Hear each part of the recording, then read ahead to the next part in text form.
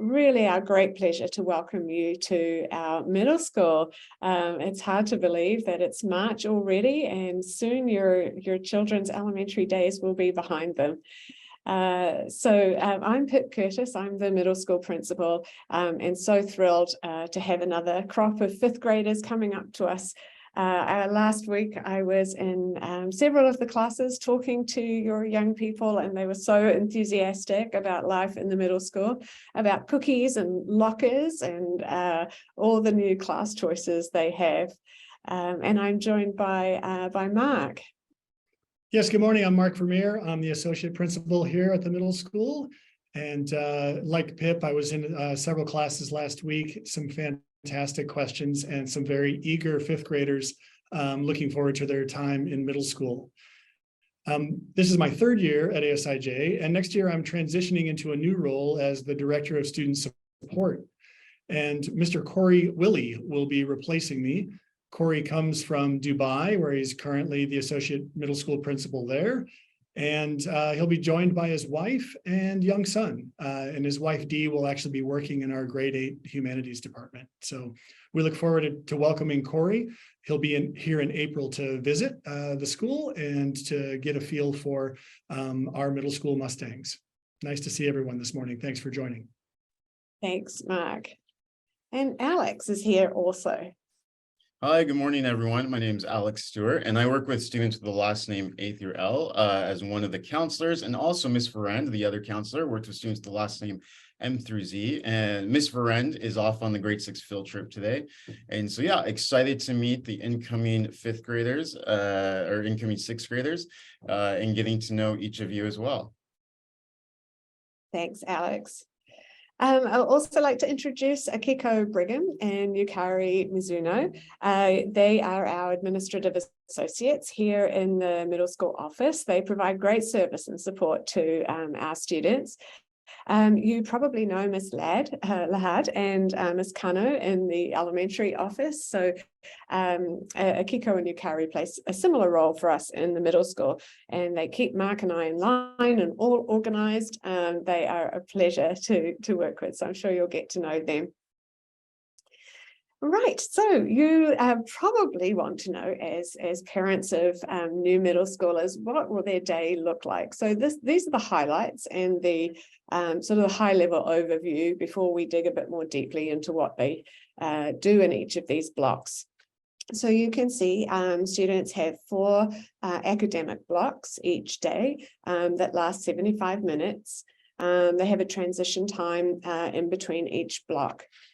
Students have lunch. They're the earliest students in the school to have lunch. We joke and call it brunch because they have their lunch at 10:45. But you might not be surprised to know that sixth graders are starving by that time, particularly if they've gotten up early and jumped on the bus. And so they do find they're quite ready to eat at 10:45. Now that our COVID restrictions are easing, we're hoping to move that back a little closer to 11, so it's a more natural break in the middle of the day. 6th and 7th grade students have lunch together, and then they go to their recess.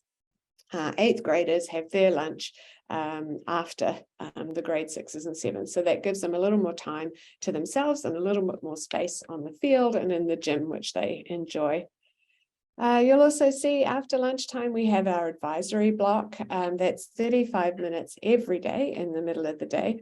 Serves as a great touchstone reset point after lunch before kids go into their afternoon classes. So they have some movement breaks. They have time to play at lunch. And in those movement breaks as well, also time to refill their water bottles, visit the bathroom, and get ready for their next class. So that's what the day looks like. We have an 8-day cycle in the middle school. The easiest way to think about it is we have odd days and even days. Classes on odd days are all the same, and they have a different set of classes on even days. So kids like to think about it by thinking, for example, I have band on odd days, so I need to bring my trumpet, or I have PE on odd days, and so I need to bring my PE gear. because the classes appear in a different order depending on the day of the cycle. And at first glance, students find that a bit complicated, but we're always amazed that by the end of the first week, most of them have got it down. So we talked about this with your children last week when we met with them, and they're very excited for their new schedule. So what do they do in each of these blocks? And Mark's going to give us a little bit more detail on that. Yeah, thanks, Pip. This is the cover of our 23-24 school year learning framework, and you'll be receiving a digital copy of this via email today in order to help you deepen your understanding about what the sixth grade looks like and to make some selections. We're really excited about this learning framework because the staff here, sixth grade, seventh, and eighth grade teachers have undergone quite a bit of work in really retooling some of the course descriptions to more accurately reflect what happens in the classes, the strategic design framework, and our move towards deep learning. So you're invited to take a read of any of the course descriptions there. But specifically, we want to draw your attention to a couple of things where you have some choice for your students. And we'll talk a little bit about that in just a minute. So this is the middle school curriculum framework. You can see, as Pip mentioned, students have 8 classes, even days and odd days. And you can see that this pizza is sliced up unevenly. So humanities class has basically a double slice of pizza. And the reason for that is humanities meets every day. Humanities curriculum includes English as well as social studies content. And so that meeting every day helps to develop students across those 2 content areas. All students also take science, math, PE and health, and what we call our exploratory block, which students will have a semester of art and a semester of DT, design tech. And they may have art first and DT second or vice versa, but they'll get that as 6th graders and 7th graders. Now, the 2 areas where students and you have choice are the performance and production options and the language options. So if we go to the next slide, we'll quickly review. All students, again, all 6th grade students, take humanities, science, math, PE and health, and that exploratory block of DT and art. The choice on the next slide, we can see, is in our performance and production options and our language options. So when you sit with your students and make these choices in the form that you'll receive today via email, you're choosing 2 classes, right? One of them is a language class. Currently, in elementary school, your student takes Japanese. In the middle school, your student can continue with Japanese or try Chinese or Spanish. Now, if your student has a lot of experience in Chinese or Spanish, these aren't the classes for them. This is not a mother tongue class. This is a foreign language class.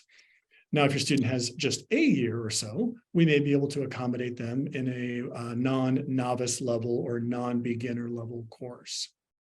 So that's one of the options that you and your student need to discuss. The other option that you and your student need to discuss are the performance and production options. So as you can see, some of these options are for 7th and 8th graders only. As students move through the middle school, their choices really continue to broaden, which helps to prepare them for high school, where they have a lot of choice, and university and life. And so when you're a 6th grade student, currently a 5th grader, and still has a quarter of the year as a 5th grader, so celebrate that. Your current 5th grade student, when they make selections for their performance and production option, they're going to have 4 choices. So they're going to need to make a choice from 4 options. Currently in 5th grade, they take a elementary music class. But in 6th grade, they'll have the choice between band, orchestra, choir, and drama. Band, orchestra, choir, or drama. So a lot of your students, when we visited their classes, were very excited about these choices, right? Looking forward to having a little bit more agency in their day and being able to pick areas that they're really interested in. So we'll talk, sorry, go ahead. we'll talk a little bit more about those options and what those might look like now. In your performance choices, if we reflect, there we go. Your students have had a wonderful opportunity to meet with Ms. Callender about choir. And they've actually gone over and seen some of the high school students who are in choir do some singing. On those dates below band and orchestra, you can see that your students have gone by their 5th grade class over to band and orchestra to take a look at a trumpet, to figure out if they want to play the cello, to kind of do a bit of a look at those instruments to see which ones they might be interested in. And your students have seen a video that was put together by current 7th and 8th grade drama students to help them make that decision. Again, your choice is going to be one performance and production class out of 4 choices, right? Band, orchestra, choir, or drama. Let's take a look at what some of the 6th, 7th, and 8th grade students have to say about drama. Hi, I'm Liam Gottfredson, and I am in 7th grade. My name's Hana Nakamura, and I'm in 8th grade. My name is James Maniloff, and I'm in grade 7. I'm Charlotte Rieger, and I'm an 8th grader. My name's Simone, and I'm in 8th grade.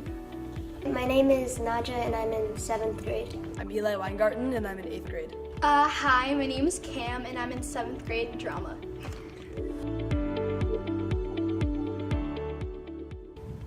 It's kind of crazy. But drama is always like something new. It's not like, you know, like 1 + 1 = 2. It's not like one specific answer.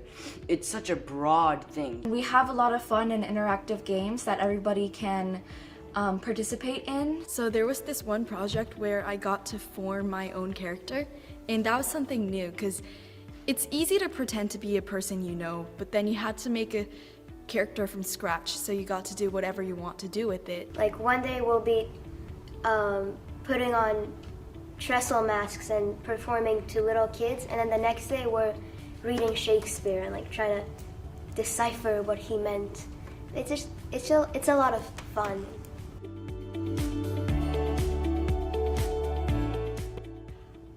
I always knew I was an outgoing person, but drama made me so much more than that.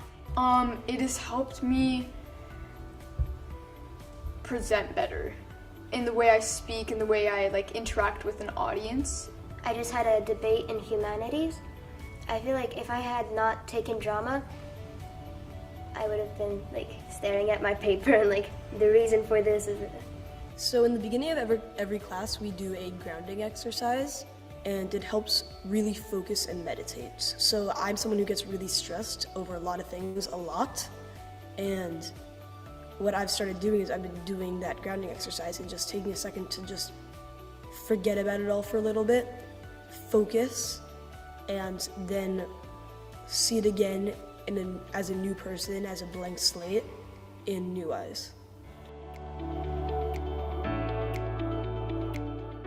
If you are like wanting to like explore drama, just go with what you feel.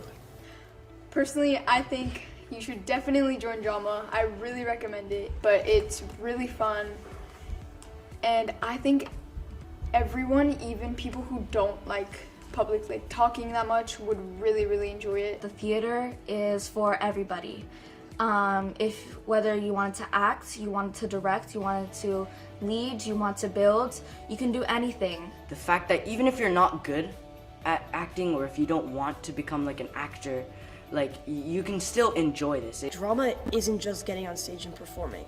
It's also the background. It's making the set. It's building things. It's writing the script.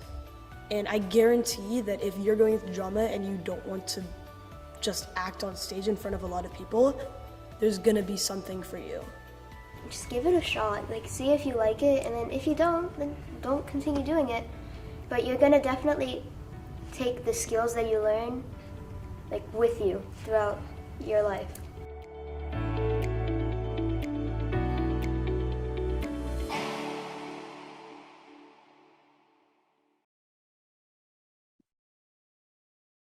Yeah, that's really great to see kids reflecting on that.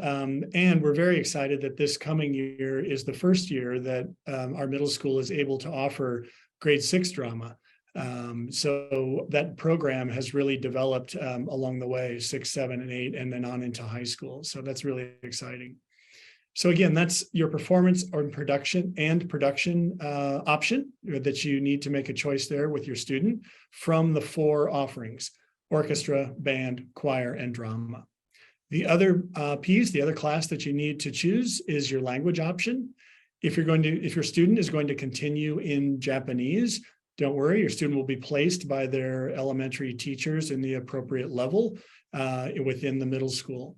If your student would like to branch out from Japanese and take either Spanish or Chinese and they're novice, not a problem. Just list that on the form. If they do have some experience with either Spanish or Chinese, please just list that on the form and we'll get them a placement test to see if we have a section and a level that would suit them for that. The languages team also put together a quick video that we want to share with you, and that explains a little bit more about making some of the choices and some of the benefits of studying language as a middle schooler.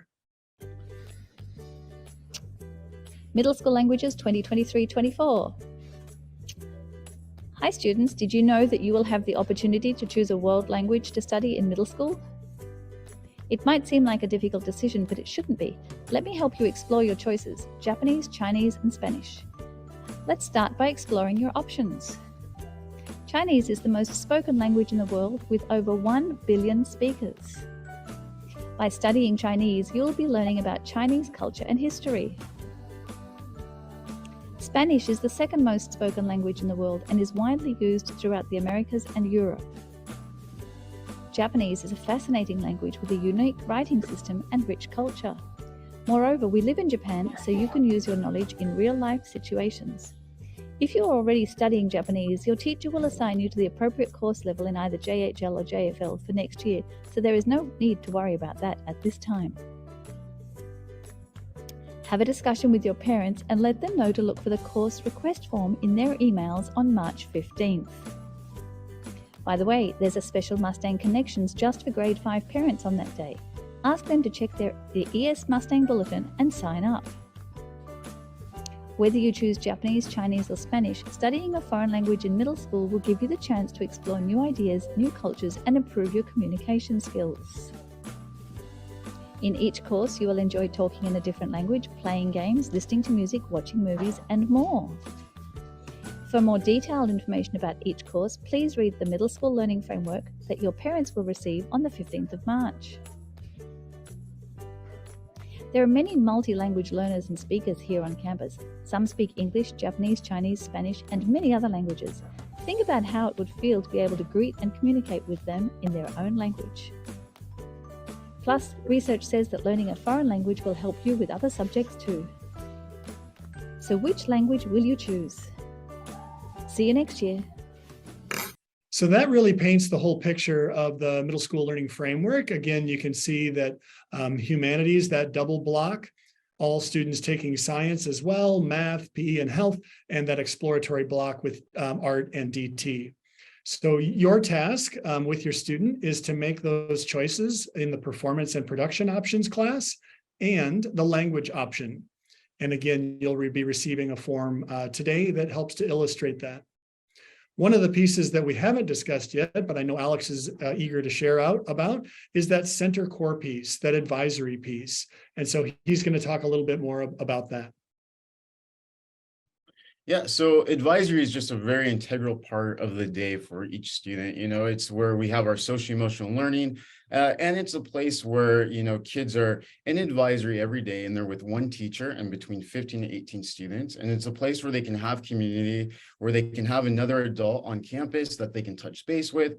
And so even, you know, the other day I was in the cafeteria and some 5th graders came up to me and they're like, oh, you're going to be our counselor next year. And, you know, when are you coming in to talk to us, you know, about to provide lessons? And I said, oh, it's a little bit different in 5th grade where, you know, the counselor comes in and pushes in, but in the middle school, the advisory teacher, they deliver the lessons. So Ms. Ferrand and myself, we work with the advisory teachers, and they deliver the message where it's gonna, it's lessons that sixth graders are going to be, as they develop and they grow, it's something that helps them to develop those social emotional competencies. So some of the lessons that they'll learn in that time is self and group identity. They'll learn about digital citizenship. They'll learn about building resilience, and other different topics as well. They try to be also just, when problems do arise, just a place that they can talk about different things that are happening in their lives and in the community as well.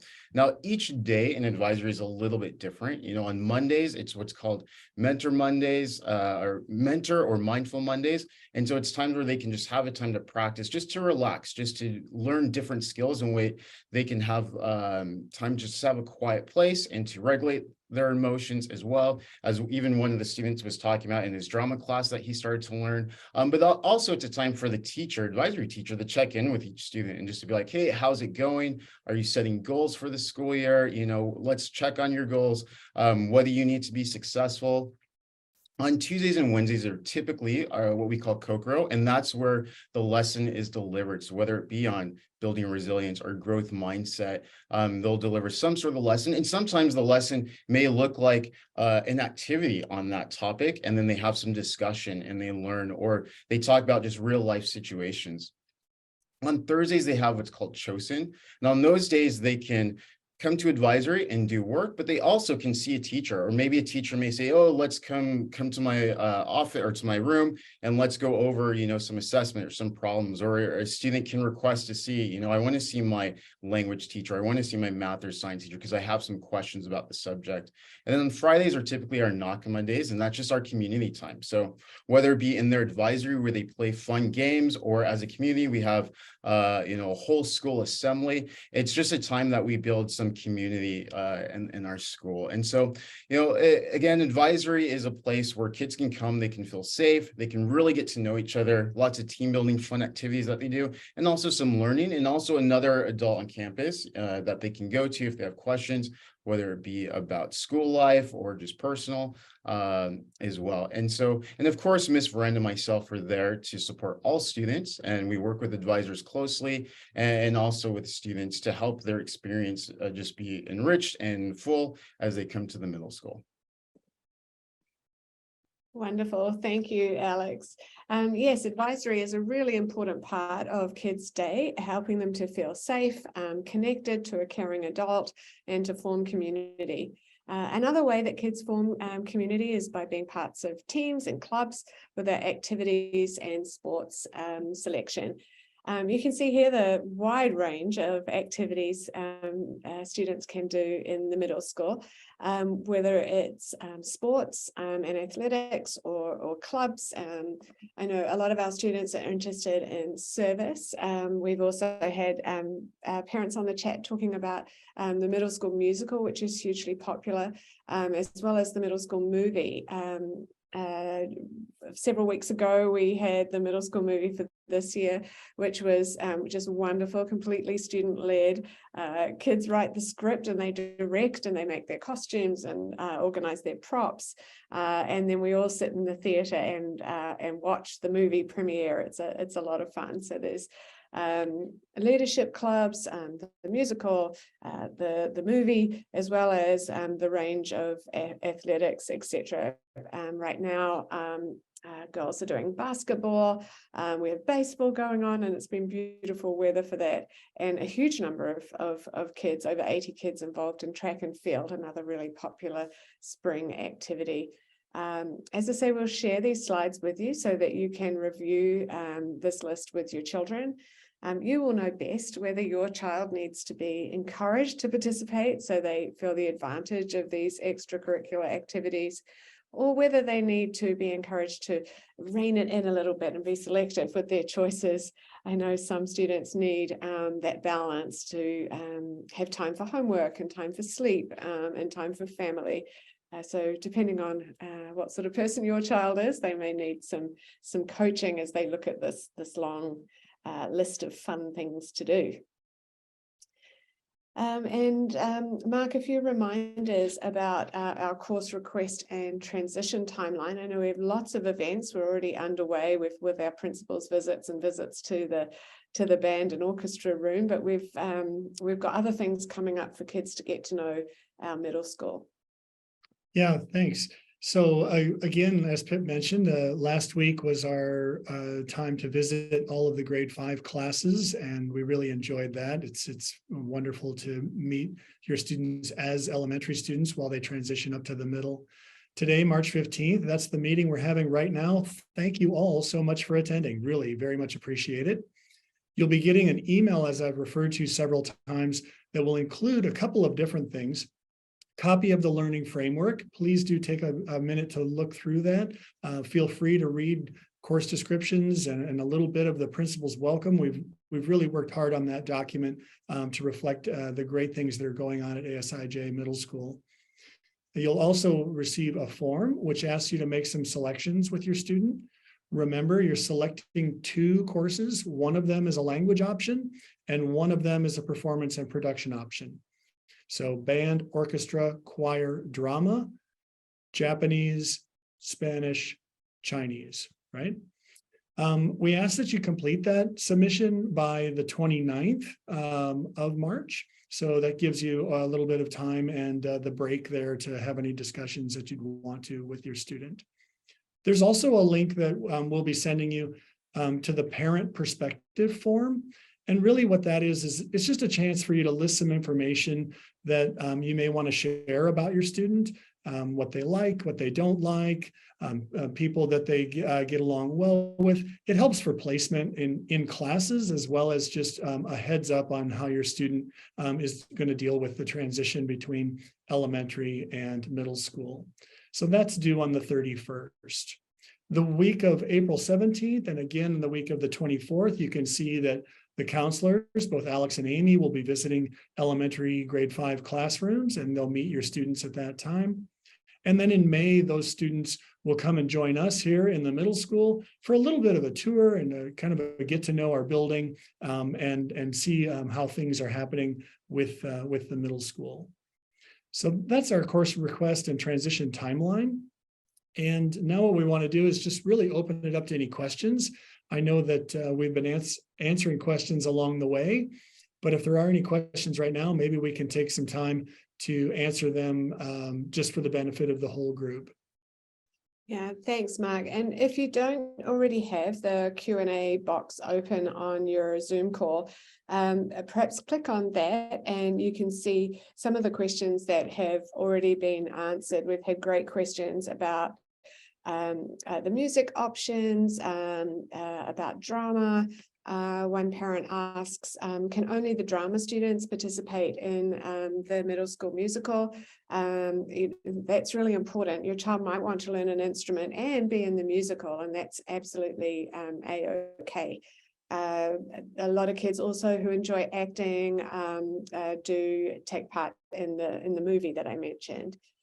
A question about renting instruments. You'll see more detailed information in the learning framework, but yes, you can rent an instrument, and that's a great idea in the first year. Your child might decide to give orchestra a go, and then in 7th grade decide they'd like to do something different. So if you're renting an instrument, that's less costly to the family. We, as Mark mentioned earlier, our options for students expand as they go up through middle school. So while they just have general music in elementary, in middle school they have band, choir, and orchestra and drama as their choices. In 7th grade, they have even more choices, and in 8th grade, more choices again.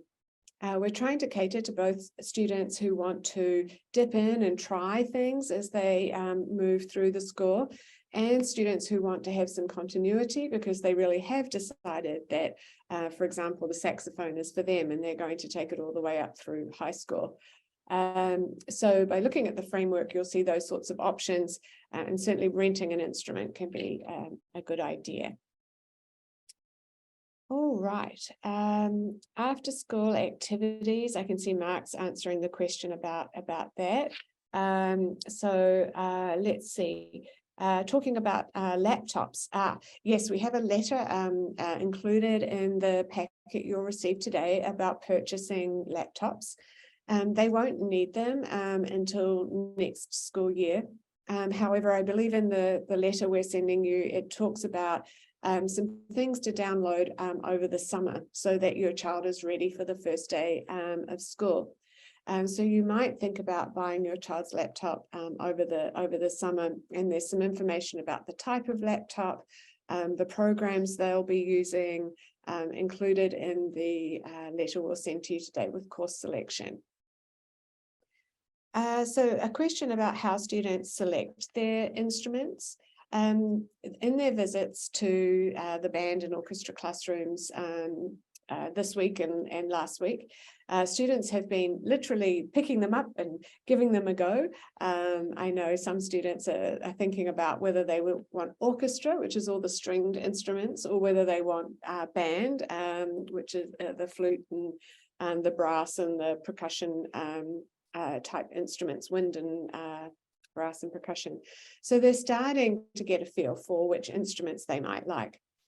We recommend they talk with their current music teacher as well. And then at the beginning of next year, they go through a whole process where they begin to learn what the band teachers call buzzing, or they're buzzing on the mouthpieces to see which feels more natural for them. And the whole beginning part of the year is dedicated to students choosing their instruments. One thing to think about is that we want the band to be a proper band. We couldn't have a proper band sound if we had, 80% of our students playing saxophones.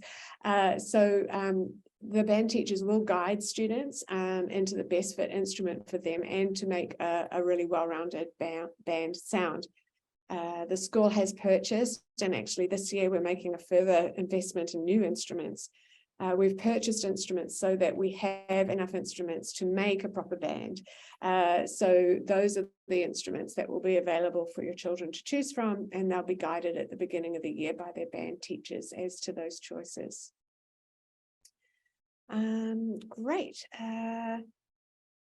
Yes, now look, good question. If you can't download some of the programs, we also have on the very first day of school, an orientation program on the Monday of the first week for sixth graders.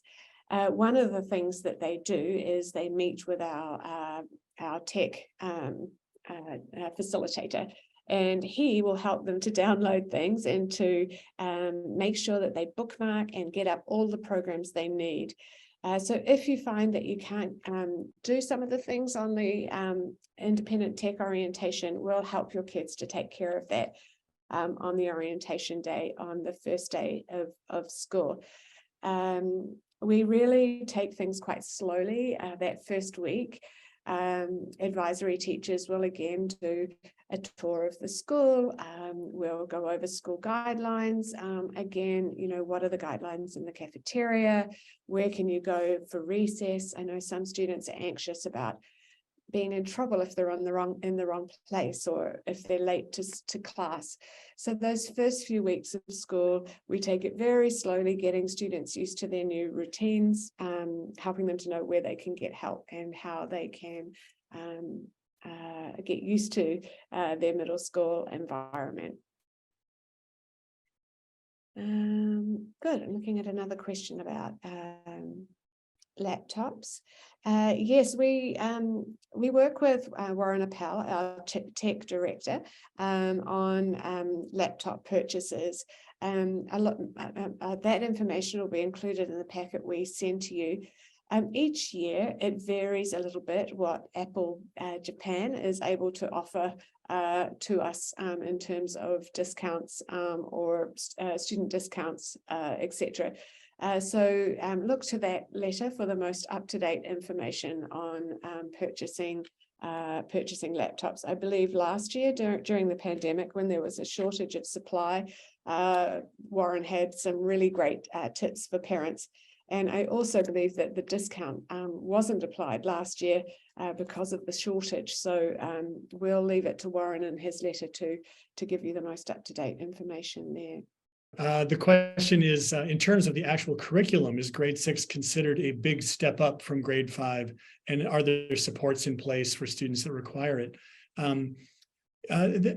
My answer is, yeah, it's a change. It is a change. Instead of having one core teacher with specials, you're actually seeing multiple teachers. So that gets a little, that takes a little getting used to for students. And the great majority of us here in this audience lived through it, right? It comes with a fantastic grade 6 team. I love the grade 5 team as well, don't get me wrong, but we have a fantastic nurturing grade 6 team that have been positioned and scheduled to be grade 6 teachers because they understand that transition piece. They provide a lot of content, a lot of context for their students to be able to see the connectedness amongst their different classes.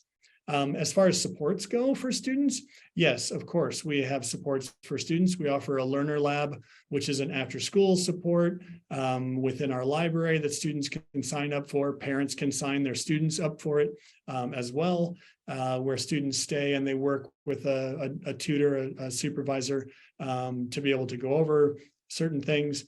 Students that are involved in Mustang Mentoring now as 5th graders. We also have Mustang Mentoring, which is a program that pairs middle school students, elementary and middle school students with high school students for some mentoring. And again, our grade 6 teachers are phenomenal. We have brainstorming meetings or team meetings where we're able to talk about kids and to really make sure that nobody's slipping through the cracks. Supported by not only the student, the students themselves, the advisor, the members of the team, and then also, of course, counseling and administration to really fulfill that need for knowing and valuing and caring for your 6th grader. Yes, absolutely. I think one thing to add is that our curriculum is structured to continue from 5th grade. So just as in 5th grade, they use the Common Core standards for English, language arts, and math, we have those same standards in middle school. So the progression from 5th to 6th is natural. So all of the curriculum has been articulated in that way. They'll also see similar models. For example, the Readers and Writers workshop that they use in grade 5 continues into grade 6. So those things will feel quite natural. We're using similar language to the 5th grade teachers for that step up. I think one thing to keep in mind as your child enters in middle school, the most common thing we hear is how tired children are. And I think making sure that they get enough sleep as they go through that transition period. They're coming off of summer with different hours of sleep when they've had perhaps a later wake up time and they can go to bed later as well.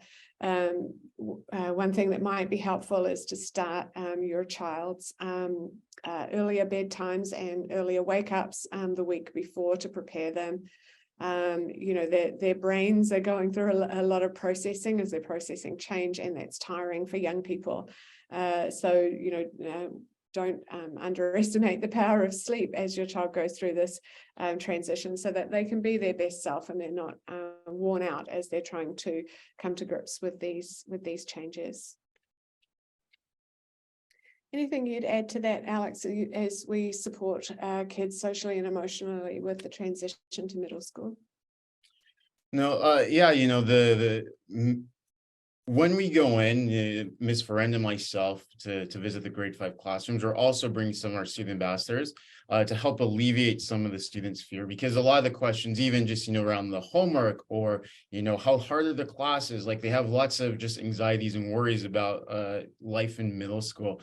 And as, Mr. Vermeer talked about, is that the teachers are really caring. They are really, you know, mindful of that. And the blocks are long, like they're 75 minutes.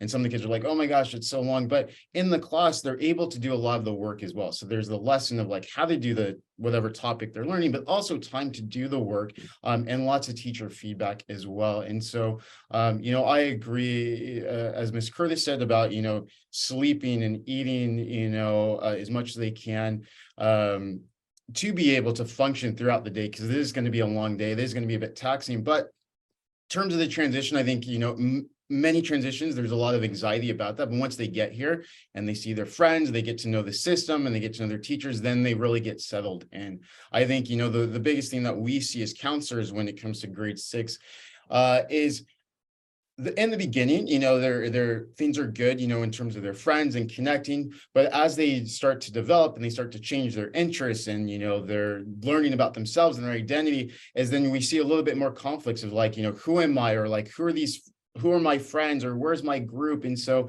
that's why, you know, again, speaking with the counselor and also the advisory is a great place as they start to question and they struggle with just themselves and their community as well. But in terms of transition, I think the beginning, yeah, there's going to be those anxious feelings in the beginning, but as they get settled and they have a bunch of people to support, they'll ease right in. And we're also here to support you as parents too. So. Oh, thank you.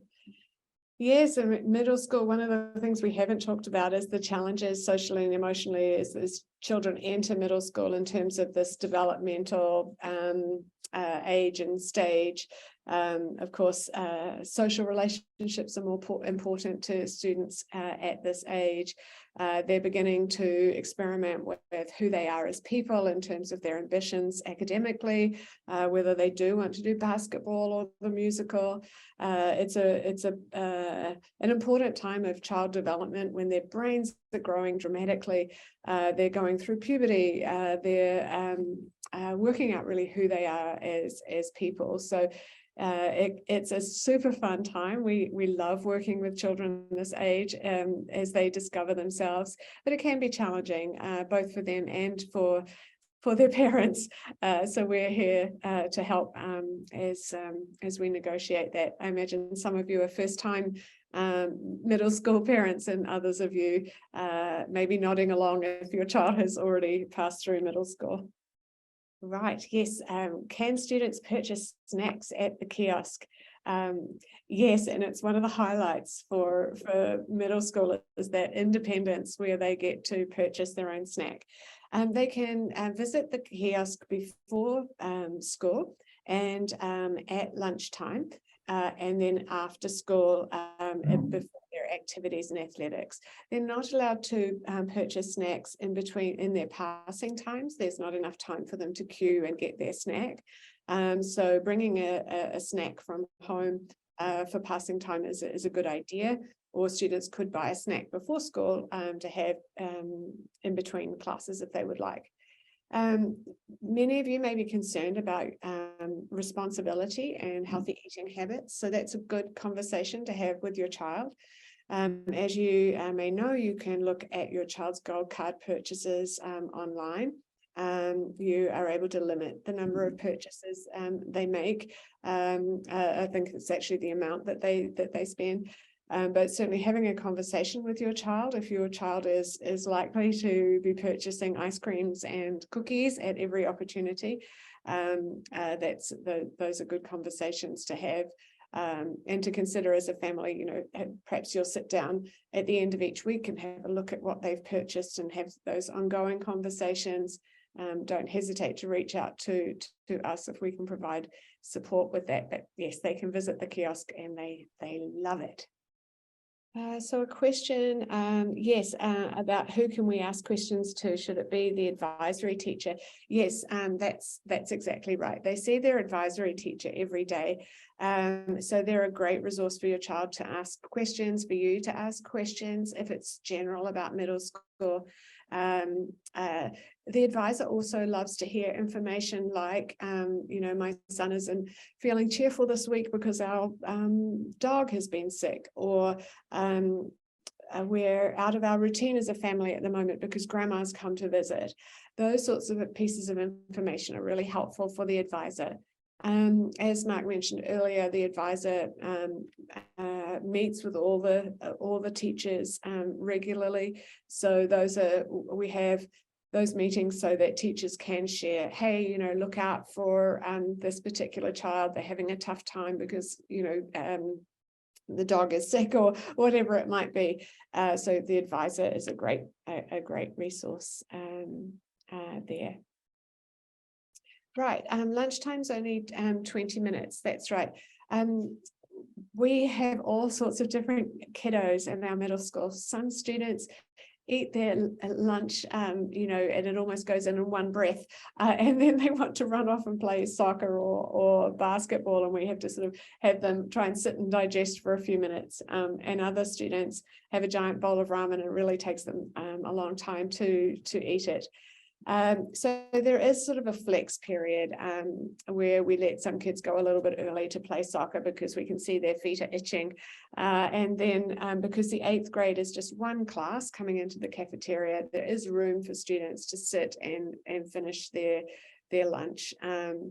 So we try and hold them a little bit to make sure that they digest and have time to eat. But we also have a window of flexibility so that kids can do what they need. They work out their own little routines. There's one group of 6th grade girls that tiny little girls, it takes them ages to eat their bowl of ramen. They sit for a long time, and then others who can't wait to get out on that soccer field. Yes, it's great to hear your kids have been talking about EDSB. Sorry that it doesn't sound quite right with my New Zealand accent. It's spelled EDSBY. EDSB is a bit like Seesaw in that teachers can comment on student work and teachers can post resources. It hosts, it's a learning management system that hosts almost like web pages for each class. So you could go into the science class, for example, and see the video that the kids watched in class and what's for homework and when the assignment is due. You can also see a grade book, a live grade book on EDSB. And so if, you know, your child had an assignment for science due, you can pop into EDSB in the gradebook and look at the results. So we, similar to elementary school, have a standards-based approach to assessment. So you will see your child's proficiency on each of the standards, either beginning, approaching, or achieving, or incomplete.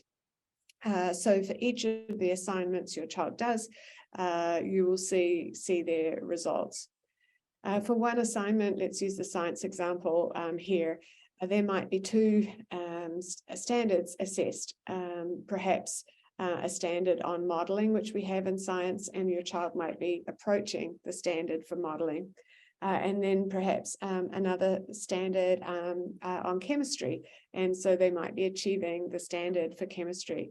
So for each assignment, you have a little breakdown of the particular skills and understandings being assessed and the level of proficiency. Using the gradebook, again, for parents, you know your children best.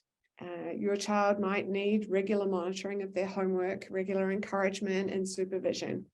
Your child might be a child who is very responsible and self-motivated, and talking about their grades regularly may cause academic stress. So I encourage you to think about what works best for your child and your family. But over the course of the semester, over the course of the quarter, in actual fact, you should be able to see the pattern and trends of your child's learning. Are they regularly achieving the standards? Are they regularly completing their homework? So there should be no surprises when it comes to report time, because as I say, the gradebook is live. It has comments, really helpful comments from teachers about, you know, what they did well, what they need to do differently next time. All that information is available for you. So it's a great way for teachers to partner with parents, and perhaps more importantly, even than that, for students to become responsible for their own learning, for them to be metacognitive, for them to think, you know, wow, I tried really hard and on that assignment, and what does my teacher say about it? How can I continue to celebrate and repeat what I do well and adjust based on my teacher's feedback when I didn't do so well? So Edsby really is a great tool. And it's something we'll review with you in our orientation session at the beginning of next year. I mentioned your children come to an orientation on the first Monday, the Monday of the first week of school, and we invite you to come too, to learn more about what you can see in that Edsby gradebook once your children are formally enrolled in middle school. Okay, great. Well, I think we've come to the end of our questions now. We'll hang around just for a few minutes longer in case there's anything else you'd like to ask us. Thank you so much for joining us. We really appreciate this early opportunity to partner with you. You will receive the course request information this afternoon, along with the learning framework, which will give you even more information, and don't hesitate, please don't hesitate to reach out should you have any questions at all.